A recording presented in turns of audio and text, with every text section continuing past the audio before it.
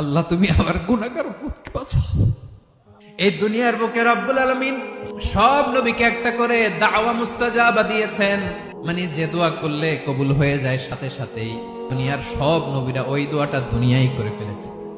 বিশ্বনবী বলবেন, আল্লাহ ওই স্পেশাল দোয়াটা দুনিয়াতে করি নাই, আজকে আমি তোমার দরবারে দাঁড়িয়ে কিয়ামতের দিন ওই দোয়াটা করছি। আল্লাহ আমার যে উম্মতের হৃদয়ে যাররা পরিমাণ ঈমান আছে, আমার একটা উম্মতকেও তুমি জাহান্নামে ঢুকাতে পারবা না।